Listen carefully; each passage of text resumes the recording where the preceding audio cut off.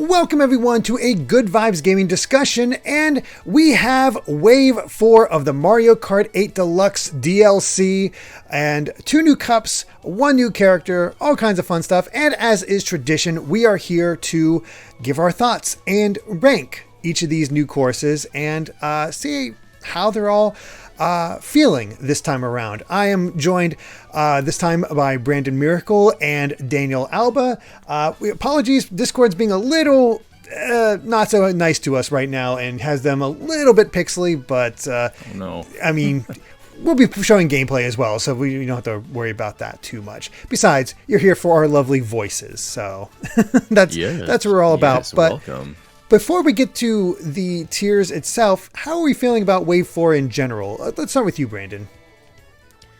I think it's pretty strong. There are very few tracks in here that I outright, I don't even want to say dislike, that I don't love. I'll put it that way. Yeah, pretty strong otherwise. Yeah. What about you? What about you, Daniel?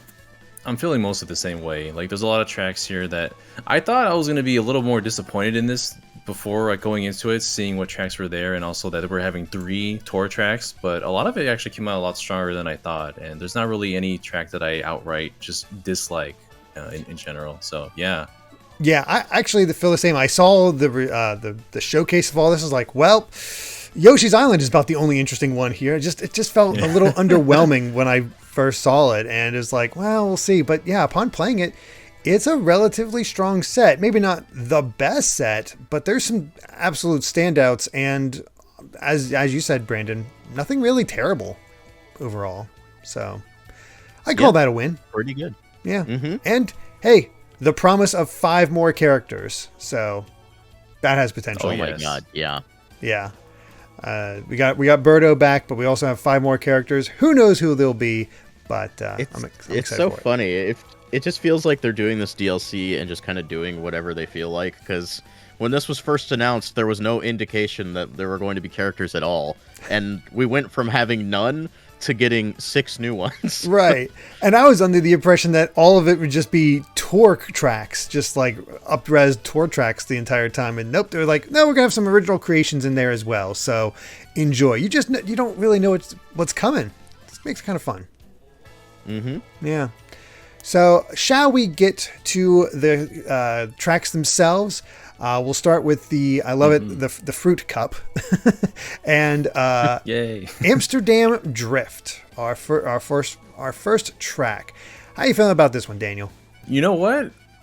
I think this is probably my second favorite of the tour tracks on here, of the ones that we've seen. There's so many visual landmarks that we see jumping into this. Like, you start off in the Damrak Street, going down the Amsterdam Central Station, and then you see the Monte Balstoren, the tower that shows, incorporating the that one of the major landmarks known in the Dutch country. And gosh, there's so much to see, because you also fly through the that windmill country, the neighborhood, and it's funny because when you fly through there, it reminded me of one of the first tracks you play in Mario Kart 3DS, where you got introduced to gliding, that Daisy course. It looked like just like that there, and there's a lot of interesting visual highlights here. Like, you also drive through the canals as well, in and out of the water, which is kind of ironic because you don't get to see much of Amsterdam while you're in the canal. Yeah. But yeah, what was your guys' initial impression of the Amsterdam Drift? I guess I would label it as cozy, in honor of John, I guess. It's just a comfortable ride. I don't think there's anything especially overtly exciting about it, but there's no dull moments. And like the other tour tracks, just because the track changes every lap, it just stays interesting. And funny that the windmill portion reminds you of Mario Kart 3DS, because it reminds me of Diddy Kong Racing. Because there's that whole village world, which has big windmills that you can drive through. Yeah, but yeah, the neighborhood of the Zaanstrechtans. They're known for their windmills. How do you know all this? You know, it's funny. Do you just study up on It's all fun- the tour tracks or something? No, actually, it's funny that I actually know about the Monte Bastorin because it was proposed by the third Duke of Alba, and Oh my God. it was supposed to Wow.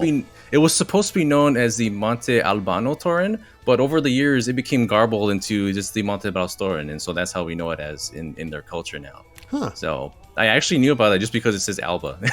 This is the Daniel track. Yeah, I guess so. That's Apparently, amazing. All right. It does feel like a little mix of just about everything. Like you have some city, you have some underwater areas, and then you have those wonderful moments where you go out of the city into the windmill area, but also that tulip section. Oh my God, that's gorgeous. Yeah. Oh, seeing yeah. all those tulips. The Go ahead. Kuggenhof. That's the Kuggenhof, one of the world's largest flower fields, and it shows that you have more nature than just city. Like Yeah. I like how all the tour tracks so far is just pretty much like a large emphasis on the city area, but here you actually see more of nature, and I really appreciate that in Amsterdam. Yeah, and those outskirts sections kind of remind me of Moo Moo Meadows to some degree, which is always, you want to talk about cozy, there you go. And it was funny. I went back and played like New York Minute, for example, which is one of the first tour tracks to be released in tour for the city tracks. And it's amazing how boring that feels compared to this. Or It's really really any- not great, is it? No, it's like you got New York represented, and it's just like, yeah, here's the main street, here's Times Square, yeah, here's Central Park, whatever, and then you're done. It doesn't feel like it curves on itself as much. Like even Paris, I guess, it feels like a little bit more like you're curving in on it. But each lap of Amsterdam feels different. I think that helps give it a visual identity compared to a lot of other tour tracks. But somehow still only my second favorite for the set.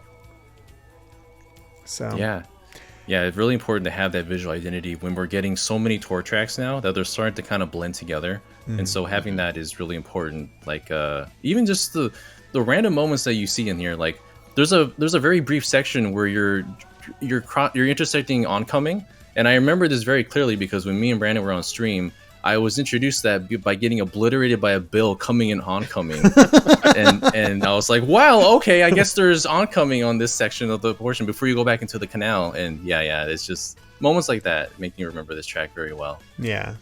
So where would we put this one? Is it I'm definitely not as high as S. Definitely not below C or C or below. I'm struggling between A or B. Personally. I'm at a low A rank on my side for this one. I think I'm high B, like, and B for me is still like I enjoy this track, but it's not one of my favorites. Right. That's where I place B at, where it's good. But it's not a amazing favorite. There's stuff that makes it stand out, but I don't think it's quite enough to really make it be I gotta play this again and again type track. But So the landmarks. the landmarks It's are nice. beautiful. It is beautiful. When you're in the canal, you hop up the canal. You can bounce on a boat and then land back inside again. What other track do you are allowed to do that, huh? Fair. Geography Daniel today. Yeah, we do. I'm struggling between A or B. You know what? Those tulips are beautiful, Derek. Those tulips are gorgeous. That field, you don't see nothing like that in Mario Kart. He's trying to persuade you. He is trying to persuade me, and you know what? I think it's actually kind of working because I'm comparing it to the other tour tracks, and you know what? Yeah, I'll give it a low A. I You got guess low that means A it's for an A Amsterdam. then. Yeah, it's up there. It's definitely one of the best of the city tracks, I'd say. So Upon first driving it, I wasn't as impressed, but as I kept going and recognizing the landmarks, I was like, yeah, this is really cool. This stands out more than other tour tracks that I've seen so far, and they're going harder on these tracks now. I feel for tour especially. yeah, I agree with that. But yeah. All right, next up we have Riverside Park from Super Circuit. I've not really played boy. Super Circuit, and thoughts? Even if you did play Super Circuit, would you even know? Not really. Not really. I've played a lot of Super Circuit back in my day, like because that's really all the new Mario Kart I had back then. Cannot recognize, like, even if I look at the map shape, Like, okay, that's a super circuit track, but driving on these courses now, especially in the DLC, you can't recognize them because of all the visual features, the flare, the elevation that goes up and down. Really, just it's its own unique creature at this point now. Yeah. As far as the track itself, for me, I have to put this on the low end. I just... It is short. Yeah, it's short. It's fine enough. I can never... The only thing that ever stands out about this track to me are the piranha plants walking back and forth. And they're wonderful. Wait. We're going to have to talk about them. Okay. Majestic. These beautiful, majestic creatures, as Daniel was going to say, elevates this course from mediocre to superb. It elevates just like the bananas and mushrooms that they're balancing on their their mounts. It's incredible. They're lovely. They are fantastic. They are the best thing about this track. But does an obstacle raise a track above its sort of design, visuals? More than just obstacles, they're individual.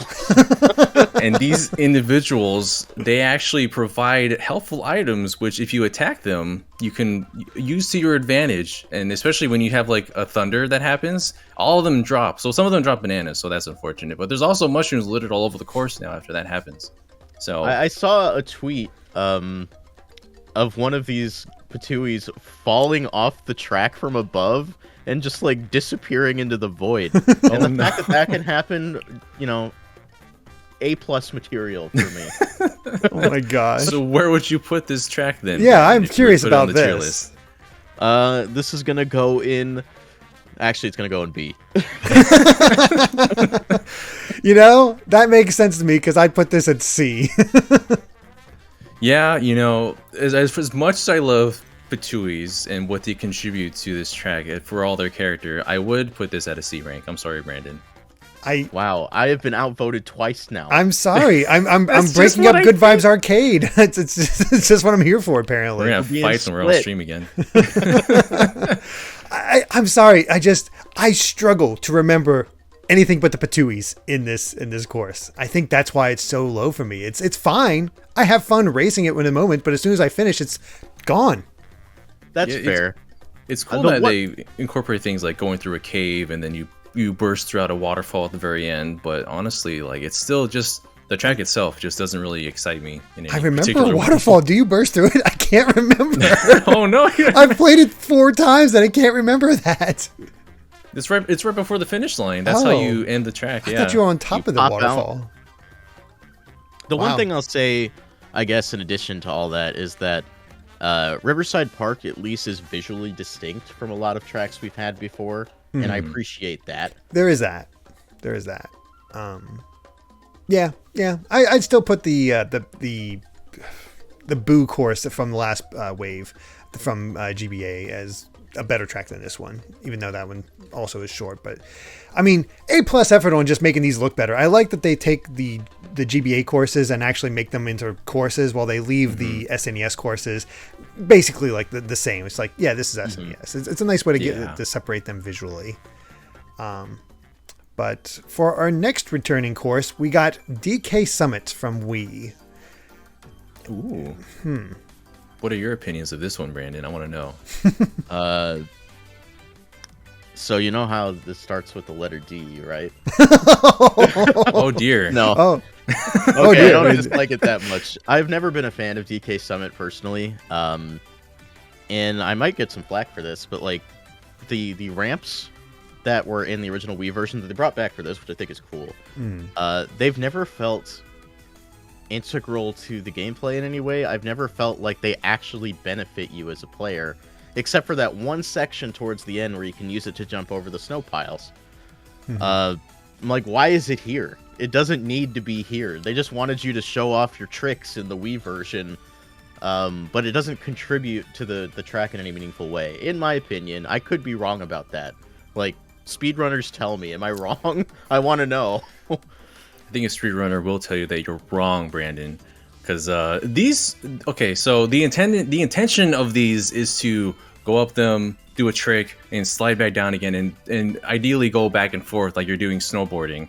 But the ideal way to use these is to just stay up in there as long as you can. Take the smallest turns so that you're kind of riding on these tracks, and you get a boost every time you come down on them. There's some footage of that there on the footage that we have of me trying to accomplish that. But I did that in the Wii version, but I found it harder to do that on this game, unless I was just bad at it. It is harder bad at it. because of the way that tricks and anti-gravity function. It is harder to accomplish that in a like consistent way. But once you get the hang of it, it actually helps boost you a little bit further. And it's not ideal in all sections. Obviously, the ones where it's more straight and narrow, like instead of all the winding curves, is more ideal place to do it. I kind of ignore it during those turns, honestly. I do it for the one. Like that first one you come up on, I'll do it, and it gives you a nice boost into the second that can kind of launch you into the last one if you can get your angle just right. But as Brandon says, I'm not always able to get my angle right, so I just sort of miss sometimes, and I screw myself. And for the half pipe, I just sort of go around the drifts rather than go up the pipeline, because it just seems like to waste more time. Because it just reminds me of those other courses where you can either go straight or you can go up on this wall with the anti-grav and go along there, which always seems slower to me. So I just never bothered with it. I don't know. It's just... I think the other big cardinal sin for this course for me is the fact that it's not DK Mountain. Which is much better in my opinion. I keep thinking that as well. It's like DK Mountain's just a more fun track. DK Summit is a better DK Mountain. I don't know what you guys are talking about. Really? What? You want to You fight, really like bro? snowboarding Yeah, at that we can point. My fight. God. Yeah. What do you do going down DK Mountain? You go down the path and you do these winding turns, but what do? Do you actually have... I mean, given this is taking advantage of the more advanced features of like doing tricks and going on the half pipes and all that. But you don't do as much going down DK Mountain. I enjoy what it does. They accomplish the same thing. They launch you upward and you go down the mountain path. But what about DK Mountain is it that makes it better than DK Summit? I think it's just because it's like a rockier, more bumpy ride on the way down. Like, for me, driving down DK Mountain versus DK Summit is a more complicated experience. And I think that's why it sticks out in my mind a little bit more. You especially have like those big S turns where like half of the road is just a hole. Yeah. Then you have the giant launcher bumpy, as well, and that's just fun. Yeah, right. And then you have the bumpy Which they both have. The bumpy bridge at the end. Well, that's why I compare these, is because they both have the DK cannon. And when you fire out of the DK cannon on DK Mountain, you go towards the mountain, and it feels like you're going so far away. You're flying towards this mountain that looks like it wants to kill you. I don't know, just more memorable. And the other thing is, I'm sorry, I start seeing snow tracks, especially going downhill. I start thinking of Mount Wario, and it's always going to come out unfavorably compared to Mount Wario. Oh yeah, DK Summit is uncomparably a worse Mount Wario in execution, especially because it's 3 laps. Yeah. But I mean, visually, I do remember DK Mountain more. But like as far as playing it itself, I think DK Summit is more fun to go down. You got hills, you got the pipe. I mean, we don't use the pipes, even though we don't use the half pipes the way that they're intended. I enjoy using them as they are. But clearly, I am in the minority here. Yeah, that's why I'm curious. Where would you put this one, Daniel? What I would give it. I would give it like a B for DK Summit. B. So B is where I was thinking, but just to be contrarian and because I disagree with you about this track, it's gonna go in C now. Now you're putting me in a tough position because it's like I like this more than Riverside Park. But yeah, I do too. I'd be willing to put it in B. I'm feel like I might have said like it's. Yeah, I'd still put this as a B. Like it's fine. I enjoyed racing it, but it's not a top tier one. I understand its flaws. I'm just saying that I enjoy it more than DK Mountain. That's where the true struggle came between. Once we go through all the waves and actually like give final thoughts on all of them, that's when the real fight's going to break out, because then we're able to directly compare some of these. We're going to fight on the tour tracks. I can feel it already. Oh man. Yikes. So yeah. But okay. I ends up as a B. I'm actually surprised by this. I was like, we're gonna end up in this see or anything like that. But I was like, the more I think of like, yeah, you're both right, but I still like it more than Riverside Park, and I just can't put it in the same tier as Riverside Park. Derek and I are 3 for 3. I guess so. I thought I was gonna. I thought I was gonna vote with Brandon. I honestly did, but I swerved myself. But okay, here's the thing. The final track of the Fruit Cup, I think we can all agree where this is probably going to rank. Yoshi's Island. We can agree. This is one of the best tracks Mario Kart has ever spit out. Oh my god! And if you disagree, I will fight you. I don't. No. I wouldn't fight with this, Brandon. It's glorious. I mean, look at it. They really, the devs of Mario Kart 8 really said, can we just make a new Mario Kart finally? And they made this, and it's fantastically thematic to Yoshi's Island. If the next Mario Kart is themed so perfectly, rather than just we'll take the idea of this thing and then pop it into the Mario Kart world, rather than let's condense the entirety of a game into a track. And that's Yoshi's Island. Just all those elements, all those references, the clouds you can hit to bring out the bridge and have that little shortcut. It's all so wonderful. Like, it's amazing. The one thing I really love about this track especially is that it is not so much Yoshi's Island from within the game, but it's like on the title screen, you get that overworld of the island itself, and that's what this is emulating, and I love that. As a kid, I was obsessed with Yoshi's Island, like legit obsessed, and I would spend a lot of time just on the title screen. One, because that song is a banger, and two, because I thought that the 3D, like the Mode 7 that they were doing, just looked really cool. So to have a whole track based on that is just perfect for me. It was a really cool moment to, like, as you head up, you're realizing you're going up Yoshi's Island, and it is sort of the overworld idea of it. It's like, that's a good idea. That's so good. I remember the last time we've actually seen Yoshi's Island in any kind of 3D representation is in 14th Street. You see the island in the background on that board. Oh. And I was like, man, I wish that was something that was made into a modern era. And thankfully they did that to a whole Mario Kart track. I couldn't have asked for anything better of that title screen world map stylization choice. And just everything about it, man. Like the audio choices too. When you start the race, it's bump bada bump bada bada bada. When you start the race, then you got the victory screen. The coins are Yoshi themed. Yeah, even make the Yoshi sounds from those games. It's just so perfectly thematic, and I love it. As far as to give you like stilt guys, which I love. They're just walking around. Got the birds that trail behind. That's you see Poochie hanging out in the other finish line. That's all good. Yeah, it's such a good track. This is Mario Kart at its best.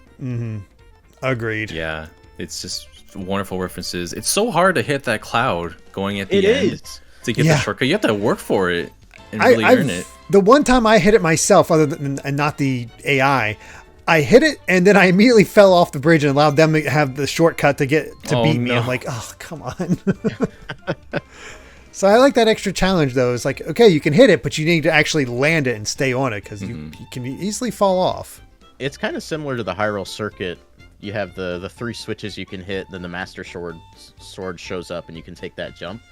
But it's that, but like 10 times better. Oh yeah, like this is. Like I'm thinking to the other theme courses, like Animal Crossing. This is better. Zelda. This is better. F-Zero is. I mean, F-Zero is already a game that is racing. So right. It's hard to compare that one. Yeah, but yeah, if they do more tracks where they just really lend themselves to the theme of the game itself, I think they can make some really great tracks. And yeah.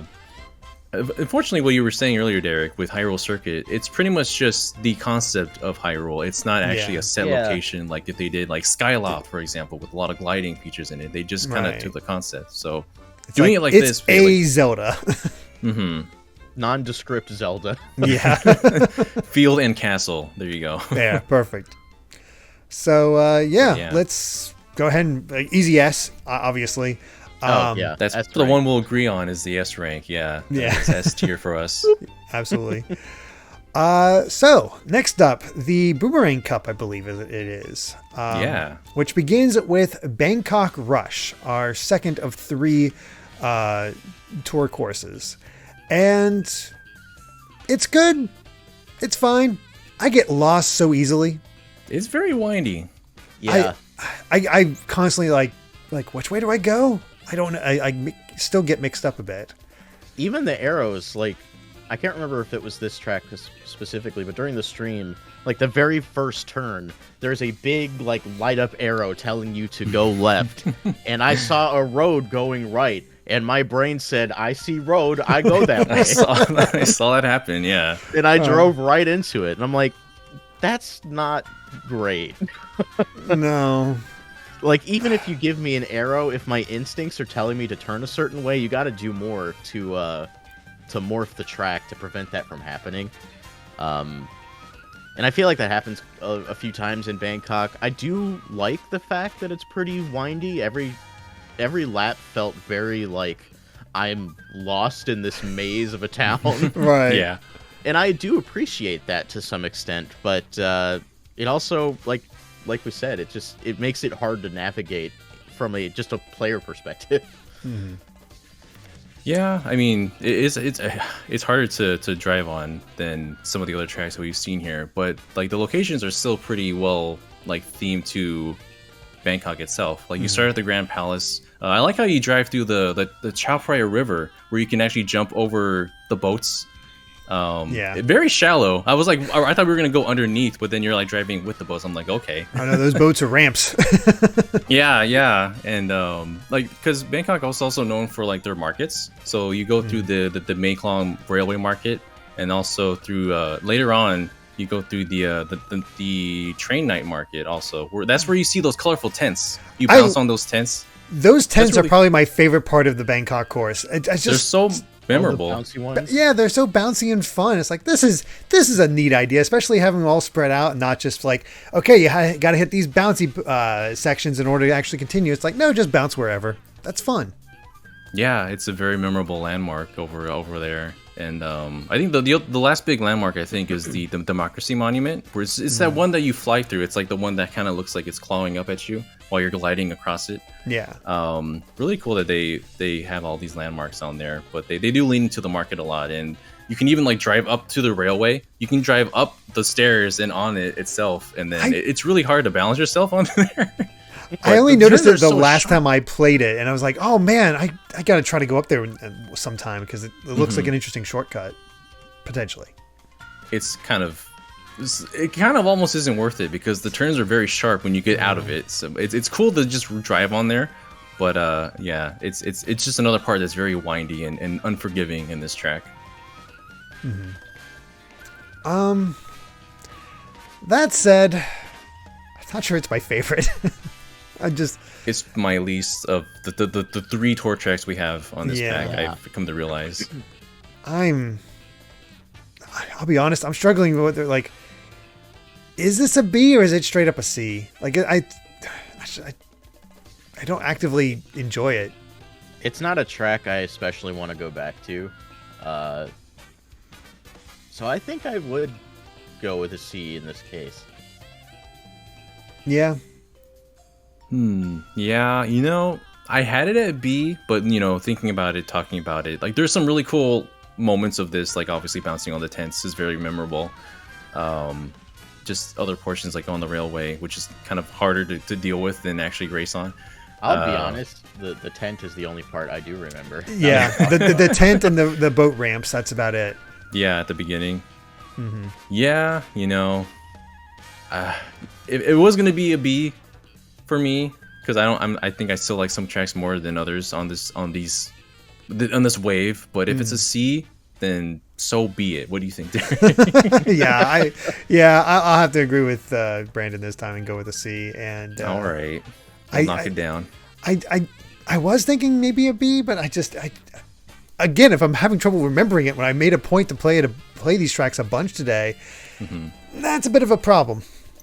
Bangkok Rush also, the name upsets me a little bit because at Noodles and Company, the Bangkok curry was my favorite dish on the menu, and then they removed it. Oh no! Oh no! So I'm always gonna hold a little bit of that hate in my heart. Blame Nintendo for taking your curry from you. Yeah. That said, I'd still probably put Bangkok Rush over Riverside Park. Just putting it out there. Yeah, I would. All right then. Next up is the one that definitely felt like an odd duck out when I saw it revealed. DS Mario Circuit. Why? Like, why are we getting such another basic course? Because it was Toad Circuit. Toad Circuit. Yeah, which is the blandest and straight away that we could have gotten. That was the first track in 3DS, which is basically what Mario Circuit is essentially. Yeah, and in a lot of ways, I was like, oh god, we're gonna have to go through this again. But then I remember DS is a really good game, and I love the theming of this one is really good. The forest area you go through, the wiggler you can sleeping for a while until the third lap. It just reminds me, it's like DS is such a good game. This track is more than just your typical raceway Mario Circuit bland green plains course, and for that, I would rank it above other Mario Circuits in the series. It doesn't hit like Mario Kart 8 Mario Circuit, which is just crazy. Yeah. It's a spectacle. Yeah, but this definitely outshines for me like Mario Circuit and Double Dash and N64 and all those. Yeah, easily. Yeah, because you go through it. Yeah, going through the forest actually has a whole lot of more character to it because it feels like you're going through different, well, not biomes, but one area to the next, leading to another. And you got like the piranhas shooting fire at you that you have to dodge actively. That are actually sometimes are really tricky, especially when you're trying to drift around there. Yeah, how often do we have fire piranha plants in the Mario Kart courses? I'm just used to them hanging out around the sides trying to bite you. Almost never. I couldn't even think of another example when racing there the first time. Like, it caught me off guard because I wasn't expecting it. The forest area also has some nice like god rays of the sunlight going through the trees that look really pretty. That's true. It's surprisingly good. it's still basic, no doubt about it. But I do find myself having a lot of fun with it. Like, I would not put this as like, this is not the worst course in this pack by far. I think it's a solid B. Yeah, that's kind of where my mind is at with this one. Unfortunately for some of us, like, this track has the stigma of not being other DS tracks. One whom I think we all know. Yeah, it's not Airship Fortress. I saw Ash's tweet where this was his lowest ranked course, and I'm sorry, Ash, you're wrong. Oh, what? Oh, we'd be fighting over this one. Oh yeah, we would.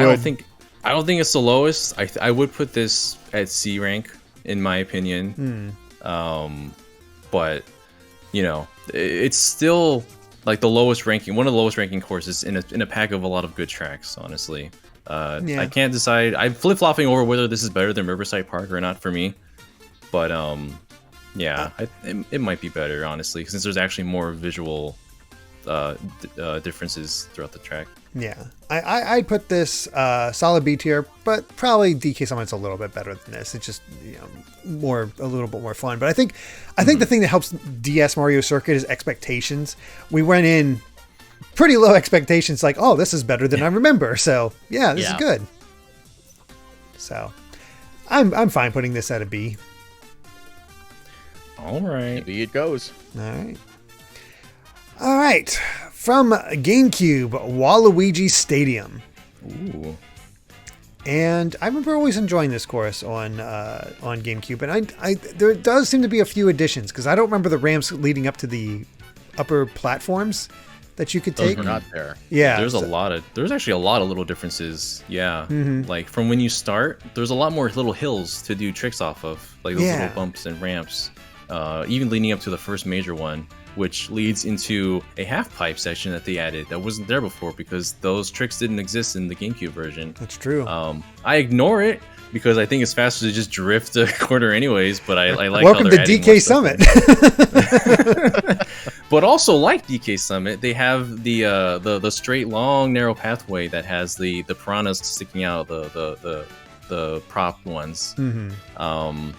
They added more, and that section is really wide now compared to the original one. You can kind of do the same thing where you kind of balance up and down along the ramp and kind of get boost that way, and that's how you get to the higher ramps as well. For both sections where they appear on this track, which, yeah, as Brandon said, they also added for more elevation in this track. This was always one of my favorites on GameCube, just because it has that exciting, like, motorsport kind of feel, which it still has. And, like, you know, with some of those changes, like making that section with the piranhas wider, I think is to help accommodate the fact that there are 12 racers now and not 8. True. But, like, I don't find the additions to be especially compelling. Like, I think it's neat that you can go on these higher elevation portions that weren't there before, but like Daniel said, I don't think it really adds anything to the track necessarily. It's not as if you're going on a completely different path. You're going the same way, just higher than someone else, and that's fine. I don't dislike it. I just don't think it adds much to a course that was already good. Yeah, it's solid. It's fun, but you're right. Those additions are neat to have, but I don't know if they fundamentally change the course or make it more or less interesting. It's just like an adaptation. It's a lateral movement, I'd say, overall. And I have fun with it, but I'm actually having trouble where I'd place this one. See, I think there's still parts of that there are sections that are optional. It feels like the first ramp that you crawl over, you can drive over. It doesn't really feel like you need to use that one. But I remember in the last stretch of Double Dash, of this course in Double Dash, you have like that winding left and right turn that leads to the final ramp. I always had problems with that one in the original Double Dash, but now I can I could use the anti-gravity to go above it and go just through that kind of not really a shortcut, just an alternate path that makes it easier for me. And that path has some of the anti-gravity, those little structures that you can touch and spin and get a boost off of. So I think that does, at least that portion, adds something for me. I almost always take that if I can. But obviously, not everyone does. It's kind of tricky to get up there, honestly. A little bit. So for me, I would probably put this at a low A rank, in my opinion. Yeah, just because I already loved this track from GameCube, it's going to be an A. I also love the music. I think the visual upgrade is very nice on this track. They also lean more into the purple, which the original really didn't have any of. So it's it does brown. feel, True. Yeah, it feels more Waluigi because of that. So yeah, I would put this in A. See, I was definitely struggling between A or B as I was thinking about it, but you guys made it easy. You outnumbered me already, so yeah, I'm fine with it being a low A. Honestly, it's good. It's very, very good, and maybe the changes don't do a lot, but it's still just a good course overall. So, yeah, I got a lot of nostalgia for Double Dash. Oh yeah, Me too. All right, our last course of this set, once again from Mario Kart Tour, Singapore Speedway, and personally, oh man, this one shocked me. Like, I have never had a city track make me want to go to that city. This one, I want to go. There is so much interesting stuff to look at. You're up, you're high, you're low, you're weaving in and out. You're all over the place. The lights, the settings, like, holy crap, Singapore is awesome.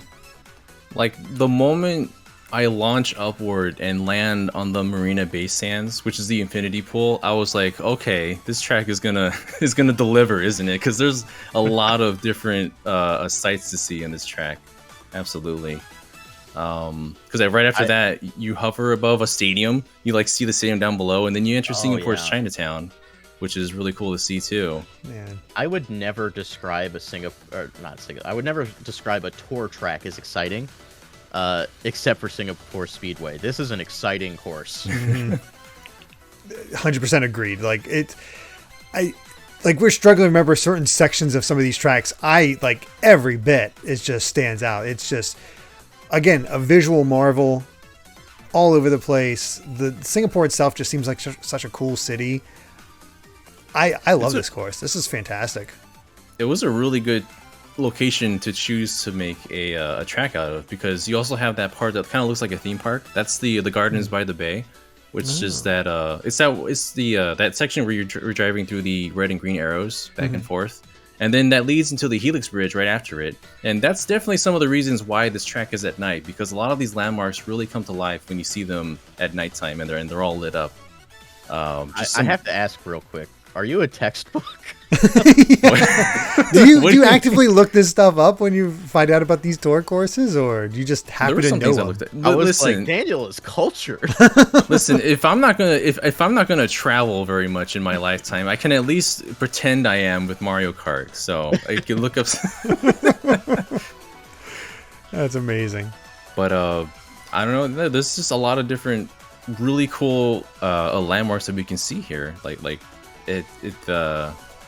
Well, I mean, I guess while we're on that topic, the lion head that you see on the track preview, it's from the Merlion Park, which is where it's that fountain. I think also that has that fountain where you can ride up the shooting upwards fountain as well, which was always really cool. Just every part of the track has a little bit of character to it, and I really appreciate it.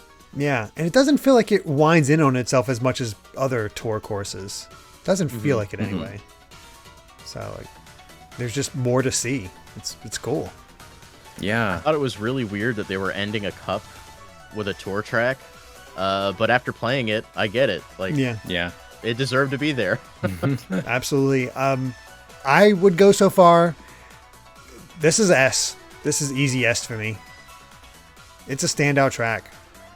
If Yoshi's Island wasn't here, this would be the S rank, because I think we've limited ourselves to one S rank per discussion. I forgot that we did that. Oh man, I forgot that we only allowed for have one S rank. That's what we've been doing so far. This and Yoshi, I mean, it's gonna go to Yoshi. It's gonna go to Yoshi, but if I was allowed two, it would absolutely be this in Singapore. Oh my god, that feels wrong. But that's the thing, right? Do you want Singapore over Yoshi? No, I definitely would not do that. Do you want to make me an enemy? Because at this point, Yoshi really just depends. It's really more about the track playing it itself and just how much care and thought was put into them. And I mean, Singapore, it takes its inspiration from real life locations, so there's only so much you can really do to have that. And I mean, I've talked to people who've actually been to Singapore, and they said that this looks like and is relatively very true to the locations you see there. But I mean, it's also not a Nintendo IP, so it has that against it. Yeah, it's a little harder. Oh man, I completely forgot. Since I haven't been on one of these since the very beginning. Forgot that we limit ourselves to one S rank. Oh man, poor Singapore, because that is again such an easy S rank for me if I was just doing this on my own. And it fits. It works. 2 S's, 2 A's, 2 B's, 2 C's. Perfect. I like it. I like how even it is. But yeah, it's easily top of A though. Oh yeah, best of A. Yeah. No question. So yeah. I feel pretty good about this listing. We have 4 really good tracks and 2 that are pretty solid, and 2 that are on the lower end but still fun. Yeah, I still stand by what I said at the beginning. None of these tracks are bad. No. They're just, there are some that are excellent, and then there are others that are this is a filler course. It's more like, pretty good. Is from one of the handhelds, and it's unfortunate because there are definitely some handheld games from like the DS, for example, that are really great, but they're not putting that in the waves, and I don't know why. We gotta hope. Maybe 2 waves left. I mean, who knows? Maybe they'll surprise us, or they're like, we're gonna save this for the Mario Kart on the Switch successor. That way, man, what do you even do for that? What do you even do when you have how many cups at the end of this DLC? Good question. Whatever that successor is, you already know this game's going to be playable on it. So, whatever the next Mario Kart is, better be real different. Yeah, that's for sure. Oh boy, but I say that's pretty good. I feel pretty good about that ranking. Not too many arguments here and there, although I nearly broke up GV Arcade. So, dang, almost. It's okay. I'll be the reason. Next time, Derek. Yeah, I know. I'll be the reason why when I say DK Summon is better than DK Mountain. There you go. Oh, we are not letting that one go. All right. Well, I think that covers it for our Mario Kart 8 Deluxe Wave 4 DLC tier list discussion. So thank you for watching. And if you like this video, please consider supporting us on Patreon at patreon.com/gvgaming. But even just subscribing to the channel and ringing that bell helps us a ton. You can also check out more of Brandon and Daniel over at our Twitch page, which, God, we have so many variations. What's the Twitch? That official GVG. Official GVG. So that's why I always think about that. Yeah. So check them out over at Official GVG, and you can check out their VODs over at Good VODs Gaming. So thank you so much for watching, and until next time, bye. Till we meet again.